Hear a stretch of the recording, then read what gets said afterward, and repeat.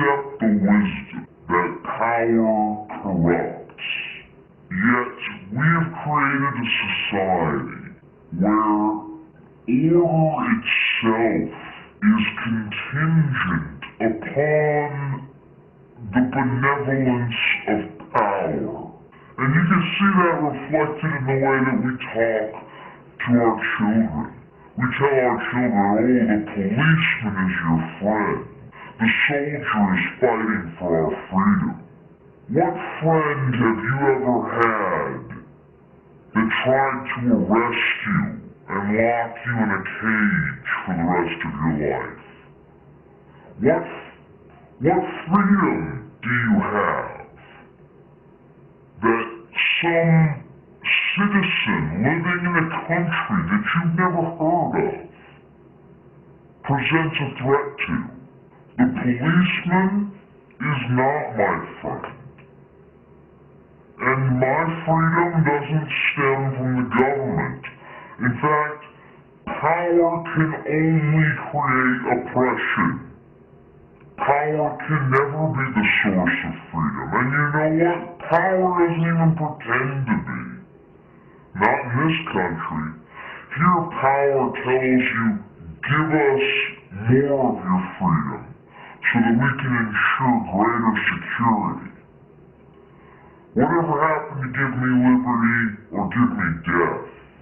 That got forgotten somewhere along the way in this country. And yeah, the police will protect you if someone's trying to break into your house. And the army will protect you if another country tries to invade. But what happens when the police are trying to break into your house?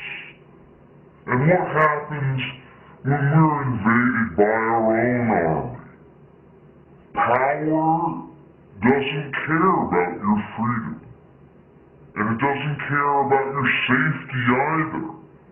The only thing that power cares about is more power. And they'll do anything to get it. They will tell you any lie. Power doesn't have a set of ethics. Individuals with power might have a set of ethics, but power itself has no ethics. And when you're talking about a vast bureaucracy, it doesn't function the way a human being does. It functions as a leviathan. It is a set of precepts, of absolutes. It is cold. It is unsympathetic. It is unempathetic. It does not care about you or me or anyone. The only thing that it cares about is the furtherance of its own power and the continuation of its own existence. So as long as we have police prowling our streets and army bases punctuating our countryside, you will never be secure and you will never be free. If you put a bunch of rats in a cage with a snake, the snake is not going to protect them. It's going to eat them. By the same token, when you create a leviathan in order to maintain order, the only order you wind up maintaining is the order of the strong oppressing the weak.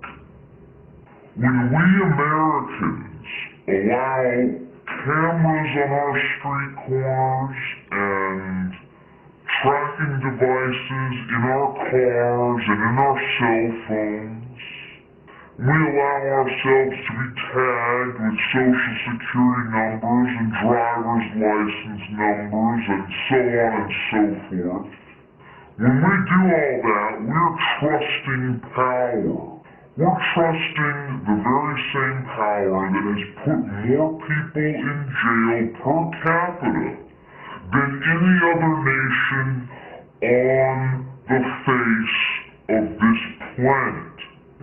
We're trusting the very same power that led us to quagmires in Vietnam and in Iraq. We're trusting the very same power that put its own citizens in internment camps in the 1940s because of their racial ancestry. We're trusting the very same power that throws the lives of our sons and our daughters and our friends and our neighbors away in foreign countries for no big contracts and regional supremacy. We're trusting the very same power behind COINTELPRO and the Patriot Act. We are the rats trusting the snake not to eat us. And maybe you're one of the rats who sits around and says, oh, I like the snake.